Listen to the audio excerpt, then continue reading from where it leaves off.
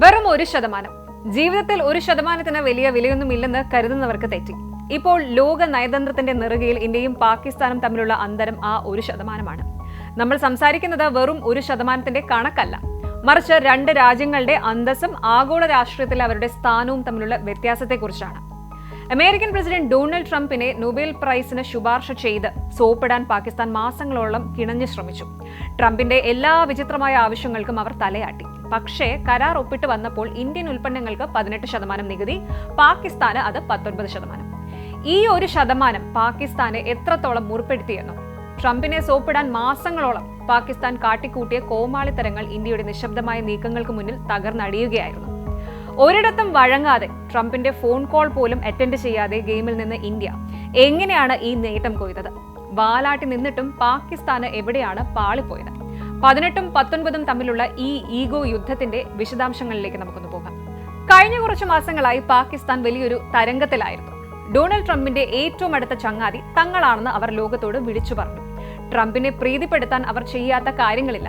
Trump ഉണ്ടാക്കിയ board of peace സമിതിയിൽ കടത്തിലാണെങ്കിലും cash കൊടുക്കാമെന്നേറ്റ് അവർ അംഗമായി. അതിനുമപ്പുറം ട്രംപിന് നൊബേൽ സമാധാന പുരസ്കാരം നൽകണമെന്ന് പറഞ്ഞ് പാകിസ്ഥാൻ പലതവണ ശുപാർശ ചെയ്തു.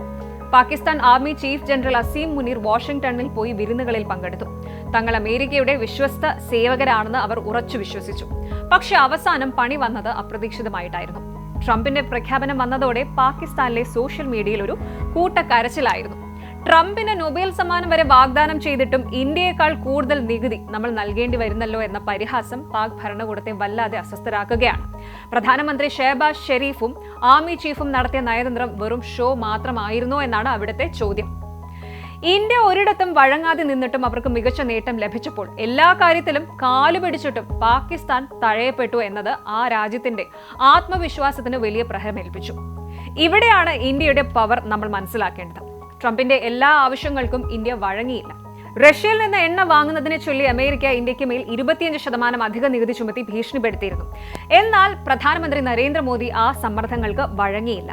അന്താരാഷ്ട്ര മാധ്യമങ്ങൾ റിപ്പോർട്ട് ചെയ്തത് ട്രംപിന്റെ ഫോൺ കോളുകൾ പോലും പലപ്പോഴും മോദി ഒഴിവാക്കി എന്നാണ്. വ്യക്തിപരമായ സൗഹൃദങ്ങളെക്കാൾ രാജ്യത്തിന്റെ താൽപര്യങ്ങൾക്കാണ് ഇന്ത്യ മുൻഗണന നൽകിയത്. അമേരിക്കയുമായി ചർച്ച നടക്കുമ്പോൾ തന്നെ ഇന്ത്യ യൂറോപ്യൻ യൂണിയനുമായും ബ്രിട്ടനുമായും വമ്പൻ വ്യാപാര കരാറുകൾ ഒപ്പിട്ടു. മദർ ഓഫ് ഓൾ ഡീൽസ് എന്ന് വിശേഷിപ്പിക്കപ്പെട്ട ഇന്ത്യ യൂറോപ്യൻ യൂണിയൻ കരാർ കണ്ടപ്പോൾ അമേരിക്കയ്ക്ക് മനസ്സിലായി ഇന്ത്യക്ക് മറ്റു വഴികളുണ്ട് എന്ന്. ഇന്ത്യൻ വിപണി പിടിക്കണമെങ്കിൽ ഇന്ത്യയുടെ നിബന്ധനകൾ അംഗീകരിച്ചേ പറ്റൂ എന്ന് ട്രംപിനൊടുവിൽ സമ്മതിക്കേണ്ടി വന്നു. 1.4 ബില്യൺ ജനങ്ങളുള്ള ഒരു വിപണിയെ അവഗണിക്കാൻ ഒരു ലോക നേതാവിനും കഴിയില്ല എന്ന യാഥാർത്ഥ്യം പാകിസ്ഥാൻ തിരിച്ചറിയാൻ വൈകിപ്പോയി. ഇനി ഈ വ്യാപാര കരാറിന് ഒരു സൈനിക പശ്ചാത്തലം കൂടിയുണ്ട്. 2025 നമ്മൾ ആരും മറക്കാത്ത പെഹൽഗാമിലുണ്ടായ ഭീകരാക്രമണത്തിന് മറുപടിയായി ഇന്ത്യ നടത്തിയ തിരിച്ചടി ഓപ്പറേഷൻ സിന്ദൂർ പാകിസ്ഥാനെ ശരിക്കും പ്രതിരോധത്തിലാക്കിയിരുന്നു. അന്ന് അമേരിക്ക മധ്യസ്ഥതയ്ക്ക് ശ്രമിച്ചെങ്കിലും ഇന്ത്യ അത് കർശനമായി തള്ളിക്കളഞ്ഞു. ഞങ്ങളുടെ പ്രശ്നങ്ങൾ തീർക്കാൻ ഞങ്ങൾക്ക് ആരുടെയും സഹായം വേണ്ട എന്ന ഇന്ത്യയുടെ ആത്മവിശ്വാസം ട്രംപിന് ഇന്ത്യയോടുള്ള ബഹുമാനം വർദ്ധിപ്പിച്ചു. പുകഴ്ത്തലുകൾ കൊണ്ടല്ല, കരുത്തുറ്റ നീക്കങ്ങളും നിലപാടുകളും കൊണ്ടാണ് ബഹുമാനം നേടേണ്ടതെന്ന് ഇന്ത്യ തെളിയിച്ചു. പാകിസ്ഥാനെ സംബന്ധിച്ചിടത്തോളം ഇത് വെറും ഒരു നികുതി പ്രശ്നമല്ല. സാമ്പത്തികമായി തകർന്നു നിൽക്കുന്ന അവർ ഇപ്പോഴും അമേരിക്കയുടെ സേവകനായി നിന്നാൽ ലാഭം കിട്ടുമെന്ന് കരുതുന്നു. എന്നാൽ പുതിയ ലോകക്രമത്തിൽ സാമ്പത്തിക ശേഷിയും സ്വതന്ത്രമായ വിദേശ നയവുമാണ് ഒരു രാജ്യത്തിന്റെ വില നിശ്ചയിക്കുന്നത്.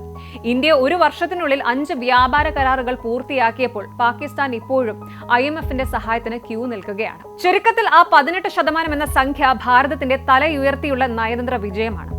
ലോകത്തിന് മുന്നിൽ തല കുനിക്കാതെ സ്വന്തം ശക്തിയിൽ വിശ്വസിച്ച് വില പേശിയാൽ വൻ ശക്തികളെ പോലും നമുക്ക് അനുകൂലമാക്കാം എന്നതിന്റെ തെളിവാണിത്.